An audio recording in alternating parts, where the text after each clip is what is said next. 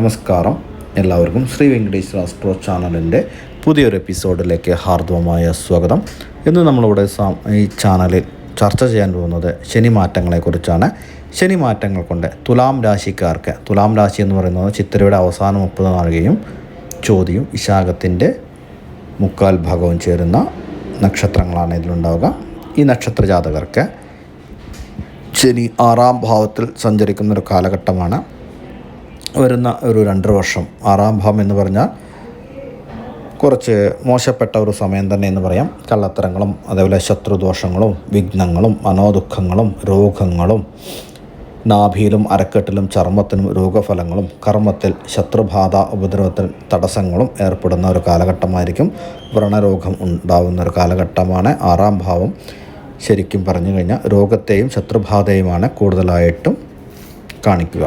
ശനി 6 നിൽക്കുമ്പോൾ തൊഴിലിൽ ശത്രുബാധ ദോഷങ്ങൾ വരാനുള്ള സാധ്യതകളും ശത്രുക്കളുടെ ഉപദ്രവങ്ങൾ ഉണ്ടാകുവാനും സാധ്യതകൾ കാണുന്നുണ്ട്. ബന്ധുക്കൾ മൂലം കലഹങ്ങളും ഭൂമി സംബന്ധപ്പെട്ട പ്രശ്നങ്ങൾക്കും കോടതി വരെ കയറുവാനുള്ള യോഗം കൂടി പറയാം. വിവാഹത്തിന് അനുകൂലമായൊരു സമയമാണ് എന്ന് പറയുന്നു. ഈ നക്ഷത്ര ജാതകർ വിദേശത്ത് ജോലിക്ക് ശ്രമിച്ചാൽ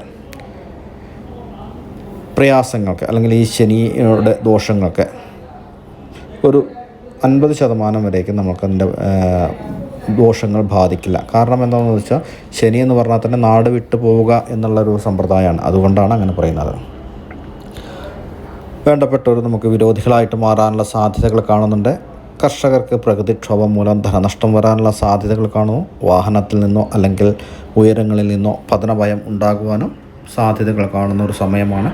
കൂടുതലായിട്ട് ശ്രദ്ധിക്കേണ്ടതാണ്. തുലാക്കൂറുകാർക്ക് ശരിക്കും പറയുകയാണെങ്കിൽ ഹനുമാൻ സ്വാമി ക്ഷേത്രത്തിൽ പോയിട്ട് പുഷ്പാഞ്ജലി വഴിപാടുകളെല്ലാം കഴിക്കുകയും അതേപോലെ തന്നെ ശനീശ്വര ക്ഷേത്രമുണ്ടെങ്കിൽ ശനീശ്വര ക്ഷേത്രത്തിൽ പോയിട്ട് യഥാശക്തി വഴിപാടുകൾ ചെയ്യുക.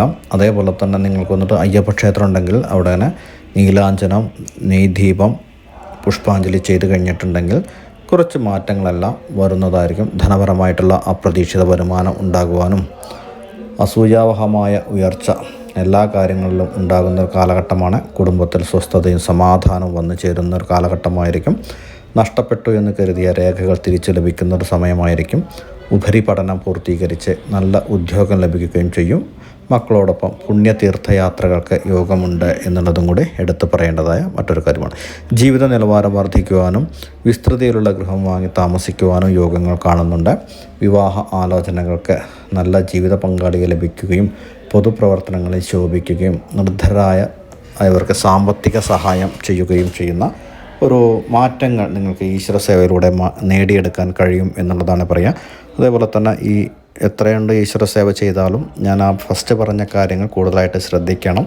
കാരണം എന്താണെന്ന് ചോദിച്ചാൽ നിങ്ങൾക്ക് ആ ശനി വരാൻ പോകുന്നത് 6-ലാണ്. അതുകൊണ്ട് തന്നെ പ്രയാസങ്ങൾ വരാനുള്ള സാധ്യതകൾ കൂടുതലായിട്ടുണ്ടാവും. ദാമ്പത്യത്തിലും അതേപോലെ തന്നെ സന്താനങ്ങളുടെ പഠനങ്ങൾക്കും അതേപോലെ തൊഴിലുണ്ടാകുന്ന മാറ്റങ്ങൾക്കും പുതിയൊരു തൊഴിലുകളൊന്നും ആരംഭിക്കാൻ പറ്റിയൊരു കാലഘട്ടമല്ല എന്നുള്ളതാണ് പറയുക. പൊതുവെയുള്ളൊരു ഇത് നിങ്ങളുടെ ജാതകത്തിലെ ദശാനാഥനനുസരിച്ച് മാറ്റങ്ങൾ സംഭവിക്കാവുന്നതാണ്. കൂടുതലായിട്ട് ശ്രദ്ധിക്കുക. വിവാഹങ്ങളൊക്കെ നല്ല ശ്രദ്ധിച്ച് വിവാഹങ്ങൾ കാര്യങ്ങളെല്ലാം ചെയ്യുക. ആരുടെയും പ്രേരണയ്ക്ക് അല്ലെങ്കിൽ ആരുടെയും ഒരു മനസ്സ് വേദനിക്കും എന്ന് പറഞ്ഞിട്ട് വേണ്ട, സ്വയിഷ്ടപ്രകാരം വിവാഹങ്ങൾ നേടിയെടുക്കുക. സന്താനങ്ങളെ വിദ്യാഭ്യാസത്തിൽ കൂടുതൽ ശ്രദ്ധിക്കണം. അലസ ദുഃഖ നിര്യാണകാരകവും അന്ധ എന്നാണ്. അപ്പോൾ അലസത, മടി, ക്ഷീണം, തളർച്ച എന്നിവയൊക്കെ ഉണ്ടാകുന്നതാണ്. അതിന് നമ്മൾ ഈശ്വര സേവ ചെയ്തു കഴിഞ്ഞാൽ ഈ ദോഷങ്ങൾക്കെല്ലാം ഒരു പരിധിവരെ നിങ്ങൾക്ക് മാറ്റങ്ങൾ കൊണ്ടുവരുത്തുവാൻ കഴിയും എന്നാണ് പറയുക. എങ്കിലും എല്ലാത്തിനും ഒരു ഈശ്വര സേവയാണ് നമുക്ക് മുഖ്യമായിട്ടും വേണ്ടത് എന്നുള്ളതാണ്. അപ്പോൾ അതിനു വേണ്ടിയിട്ട് നമ്മൾ കൂടുതലായിട്ട് ശ്രമിക്കുക എന്നുള്ളതാണ് എനിക്ക് പറയാനുള്ളൂ.